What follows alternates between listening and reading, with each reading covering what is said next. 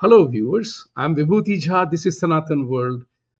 Before I start, I want to urge you to please like, subscribe, and support our work because your support is critical for the message of Sanatan World to go worldwide. And I will repeat here again today, why did I start this particular channel or this particular thing? You have seen me on Jaipur Dialogue USA, on Jaipur Dialogue, and several other TV programs called, Sathology, where we do a weekly panchayat. So you know me by that perception. But here is another important part because I believe, and I have said this many times, that this century belongs to Sanatan. And if we do not stand up and fight for it, we will lose the opportunity. And it's my firm belief that science and technology is the biggest ally Sanatan Dharma has ever experienced. And every Sanatani must recognize that reality. So today I wanted to talk to you about a very interesting element in relation to freedom of religion and secularism and religion as is practiced. So you know now that India declared itself a secular country during Indira Gandhi's emergency rule, right? India is the most popular, what you call secular country, full of plural society of every ethnicity, religion. India is the only country in the world which has received every religious group of people whenever they were persecuted elsewhere, including Zoroastrians who became Parsis and Jews who are part of Indian life and the relationship. Everybody was welcomed in India, allowed to flourish as they were. They were not told to convert to Hinduism or Sanatan Dharma or abandon their faith. Everybody was given their space to grow. Today, in the 21st century of 2025, you know what has happened to Bharat in Bharat. So the question of secularism comes in, and I'm thinking about it.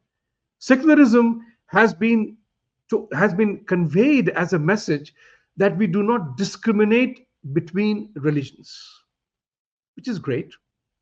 But we also know that in a democratic setup, when you have a freedom of religion, you are practicing your faith.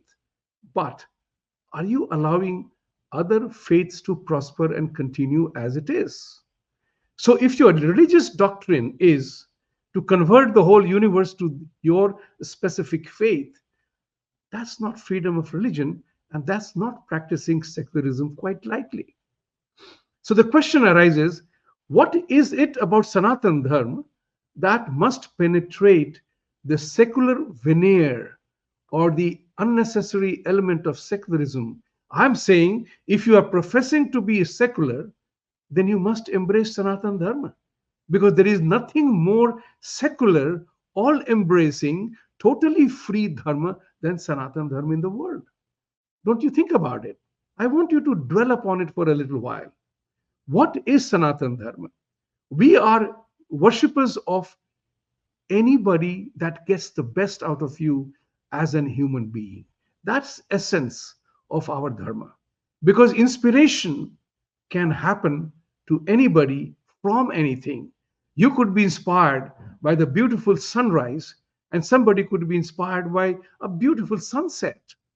Somebody could be inspired by sitting under a tree. Somebody loves the ocean. Somebody loves the river flow or the flowers. So the inspiration to do something good or inspiration to be something better than what you are comes from your own within, depending on what inspires you. That's what Sanatan Dharma is, in my opinion. You can have any sort of opinions that you want. This is the only dharma. I have said this before. Why I'm lucky to be born a Sanatani or a Hindu faith is because I have authentic freedom to practice my way of life the way I want it, without inhibitions, without control, without mandate, without restrictions. And I believe that secularism is a word that is disenabler. It tells you you cannot do these things to somebody. But if you embrace Sanatan Dharma, then you can do whatever you like. Whether you pray to Krishna, Ram, Sita, you know, all the gods and goddesses, whatever inspires you, Lakshmi, Saraswati, Durga, Kali, these are all embodiments or a persona of a particular type. It's like saying that in a cricket, I'm not trivializing, but I want to give you an example. Like in a cricket team, right? Like in a cricket team, you have an opening batsman and you have the 11th player who is the opening bowler. Who is more important? It's part of a team. Likewise, when I was asked this question by somebody in America, why do you worship so many gods? And I decided to give him a very simple explanation so that he can understand. I said, look at it this way. When you have a particular kind of discomfort in your body, who do you go and meet? You meet a general practitioner, right? And then you go to a specialist in a hospital, right? When you go to a hospital, consider that as a Hindu temple where all kinds of doctors are there. But you go and meet that specific doctor who is expected to attend to your discomfort. If you don't meet others, no sky falls and nobody else is getting angry with you because you did not see a cardiologist because you had a stomach related, gastro related problem. Likewise, the issue is like our body. One Tylenol doesn't solve all our discomforts and pain. Every part of the body needs a different kind of treatment. And that is how our dharma has been designed, has evolved to be. Because in our ancient times, you had all kinds of knowledge available, whether it was Panini or Sushruta or Patanjali. Think about it from that perspective, because every single part of your body needs a different kind of a treatment, from your eyes to brain to your stomach to your chest and every part of the body. Is there any part of our body which is insignificant? So aren't we actually treating every part of our body with respect that it deserves, regardless of what point in time we might use it or not use it? Just because we don't use some part of our body at some point in time doesn't mean it is insignificant. That's what Sanatan Dharma teaches us. In nature, in life, sun has no religion. Sun is same for everybody on the planet Earth. So is water, so is air, so is space, so is energy. Think about it from these perspectives. So I'm saying that the veneer of secularism, which is inspired by the concept of freedom of religion, must be penetrated. And we must do that.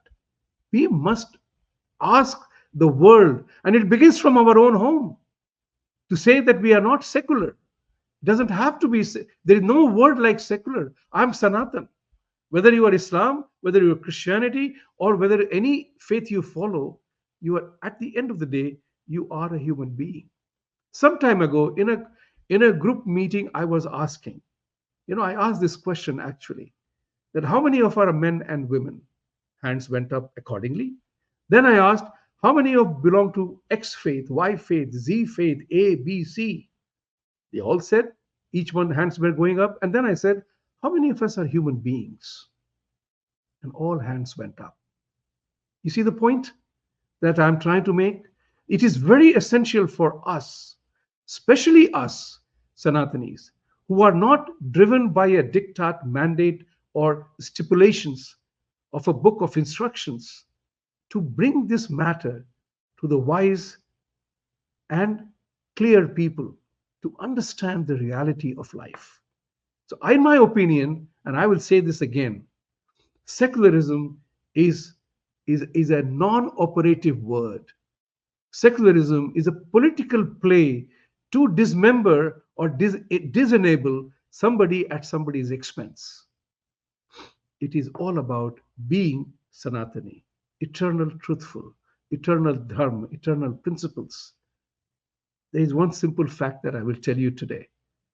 Every single parent loves his children universally. There are elements of universal concerns and universal joy. A death in the family brings about sadness, and that is universal.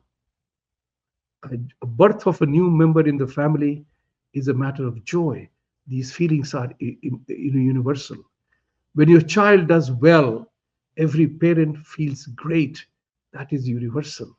This is the essence of Sanatan Dharma. As human beings, as God given life in us, we are similar. And the important part is that's what Sanatan also teaches us, that we have to respect our differences. We are not equal. We are not equal in 100% of the term. We are equal only as a God given body. We all have similar body parts performing identical function. After that, it's all about one's individual talent, one's individual ability, and one's individual effort to make who you are. Whether you want to be a bodybuilder or a musician or a tennis player, cricket player, a scientist, software scientist, or whatever. This is what is important to understand, because we in Sanatan respect others as they are. We do not draw a line. That is a social element. There is a social practice, because everything degenerates into a social practice or a culture in which somebody says, I'm superior to anybody else. But look at your own body politic. Can you tell very clearly that eye is superior to ear and ears are inferior to your stomach? You can't say that, because each one has a role to play in your body politic. Therefore, there is a general respect. Forget about the social inequities that creep in because of the individual behavior, but reality doesn't change. And to that end, I'm appealing to everybody to abandon or penetrate the secular fabric, secularism as a word. I'm not using the word secular fabric. I'm saying secularism as a word as it is practiced. There is nothing wrong in any religion, because religion is like food of any place. I'm not trivializing religion, but I'm talking about the concept of food. Can we say that the British fish and chips is the best culinary item in the world? Can we say that the Punjabi chole bhature are the best food in the world? Can we say the Italian pasta surpasses every kind of a world and every kind of food? Can we say that Thai food or Chinese food is inferior to any particular food? No. Every place has its own eating cultural tendencies, depending on the soil, the nature of things being as they are. The spices, the gourmet, everything is about that. So, ladies and gentlemen, let's call ourselves Sanatan. Let's not bother about the word secular, which is essentially a political tool of dividing you and I. So, if freedom of religion is significant, then it is also important we respect how we live our life. And that we will talk again a little bit more in detail next time we meet. As I always say, Satyameva Jayate, truth must triumph. And for truth to succeed, you and I have to get up, stand up, and fight for it. Thank you.